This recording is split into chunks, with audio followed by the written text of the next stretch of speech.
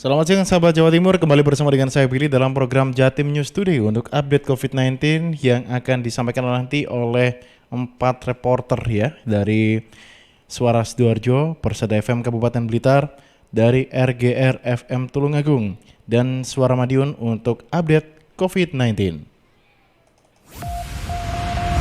Rangkuman kabar update penanganan COVID-19 untuk regional Jawa Timur segera sahabat simak dalam update COVID-19. Informasi pertama akan disampaikan Karina Putri dari Suara Sidoarjo. Mesin PCR di Gor Delta Sidoarjo mulai aktif lagi di minggu depan.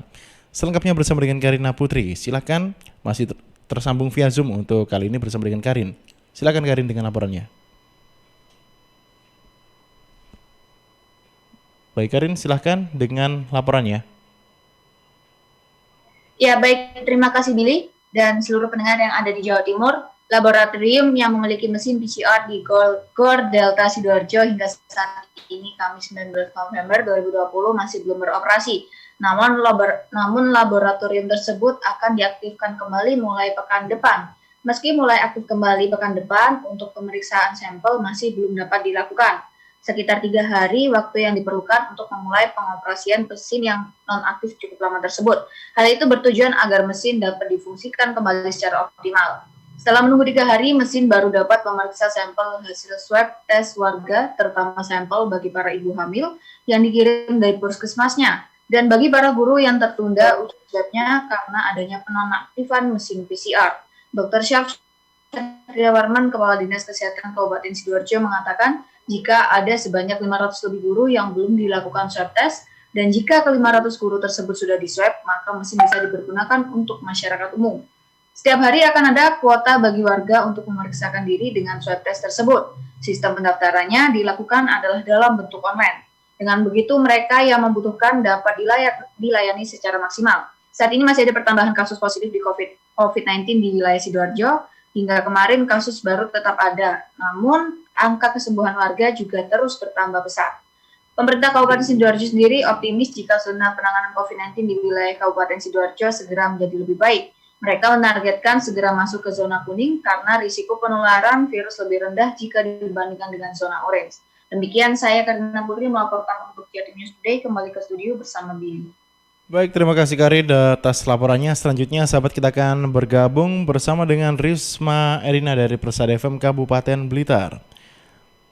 Pembelajaran tatap muka Kabupaten Blitar menunggu zona kuning. Masih tersambung via Zoom bersama dengan Risma Erina. Silakan Risma dengan laporannya.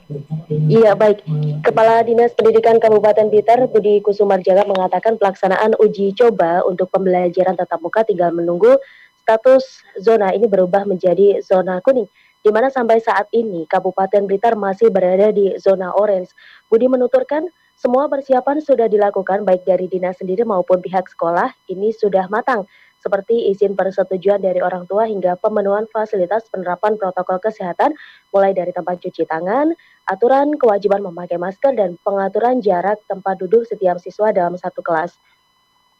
Perubahan perilaku dalam kegiatan pembelajaran di masa pandemi ini memang benar-benar harus diperhatikan agar penyebaran virus corona ini bisa diantisipasi dan nantinya tidak menimbulkan klaster baru.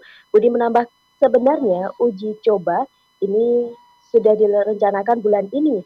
Hanya saja melihat peta situasi saat ini ternyata belum memungkinkan sebab masih terus terjadi penambahan jumlah kasus baru. Demikian saya Risma Erina, LPPL Radio Persada FM Kabupaten Blitar melaporkan untuk Jatim News Today. Baik, terima kasih Risma Erina atas laporannya dan kita selanjutnya akan ke Tulungagung ya. Kali ini bersama dengan Andriani dari RGR FM Tulungagung. Prosesi bersih Nagari Hari Jadi Tulungagung ke-815 digelar dengan penerapan protokol kesehatan. Selengkapnya bersama dengan Andriani, silakan dengan laporannya.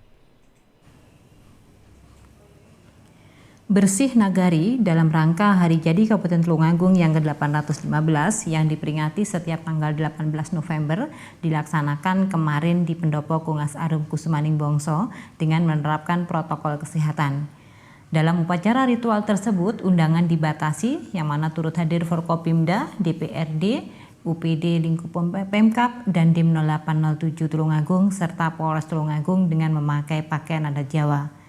Pelaksanaan kirap 2 tumpeng lanang atau laki-laki dan tumpeng wadon atau perempuan ini dimulai dari pintu gerbang, selanjutnya langsung dibawa ke pendopo untuk dilakukan prosesi adat lanjutan dan doa bersama. Bupati Tulungagung Drs Marioto Birowo MM menyampaikan ucapan rasa syukur atas rahmat Tuhan Yang Maha Esa sehingga terlaksana upacara Hari Jadi Kabupaten Tulungagung yang ke-815 tahun ini yang berbeda dengan tahun kemarin karena dilakukan di tengah pandemi COVID-19.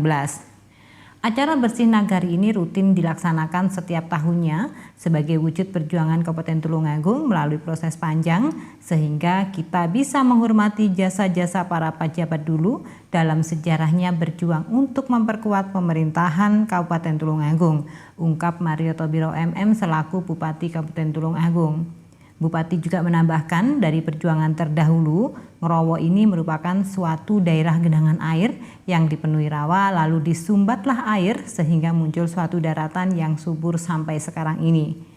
Di akhir upacara ritual bersih nagari karena saat ini semua wajib berhati-hati yang mana kita semua dituntut untuk selalu mematuhi protokol kesehatan di masa pandemi, tumpeng lanang dan tumpeng wadon tidak bisa dinikmati masyarakat dengan alasan menghindari kerumunan warga masyarakat yang sejak pagi menunggu di pintu gerbang pendopo untuk ikut berebut tradisi tumpeng. Sebagai tradisi seperti perayaan sebelumnya sehingga mereka terpaksa harus pulang tidak membawa hasil. Sekali lagi semua demi keamanan masyarakat Tulungagung agar tidak ada penambahan kasus COVID-19. Saya Andriani, 90,1 RGR FM melaporkan untuk Jatim News Today. Terima kasih Andriani atas laporannya dan sahabat selanjutnya kita akan bergabung bersama dengan Amanda dari Suara Madiun sebagai laporan penutup ya. Penambahan kasus positif di Kota Madiun masih didominasi oleh kontak erat. Selengkapnya bersama dengan Amanda, silahkan dengan laporannya.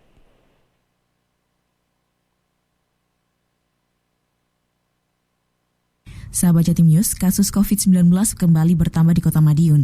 Kali ini dengan latar belakang pekerja di luar kota menjadi kasus nomor 189. RS 56 tahun berjenis kelamin laki-laki bekerja di Surabaya dan pulang ke Kota Madiun setiap minggunya.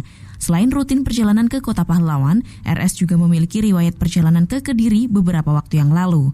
RS sempat mengeluh batuk dan sesak nafas sehingga dibawa ke salah satu rumah sakit swasta di Kota Madiun dan diberi obat jalan. Namun keluhan tak kunjung membaik, RS kembali memeriksakan diri ke dokter dan disarankan untuk dirujuk ke rumah sakit rujukan COVID-19. Rapid test dilakukan dan hasilnya reaktif. Begitu juga dengan hasil swab test yang menunjukkan hasil positif COVID-19. RS saat ini menjalani isolasi di salah satu rumah sakit rujukan COVID-19 di Kota Madiun. Sebagai informasi sahabat, kasus konfirmasi menjadi 189 orang dengan 152 orang diantaranya telah sembuh, 24 orang masih dalam perawatan, 4 orang isolasi mandiri di rumah, dan 9 orang meninggal dunia. Saya Amanda, Suara Madiun untuk Jatim News Today. Baik, terima kasih Amanda atas laporannya yang juga sekaligus menutup kebersamaan kita dalam Jatim News Today untuk edisi 19 November 2020.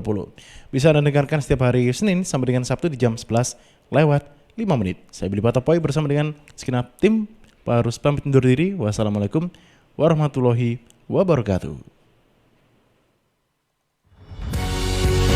Perkembangan penanganan COVID-19 untuk wilayah regional Jawa Timur sudah sahabat simak dalam update COVID-19. Update COVID-19 bisa sahabat simak Senin sampai Sabtu jam 11 siang. Persembahan dari Asosiasi Lembaga Penyiaran Publik Lokal Jawa Timur.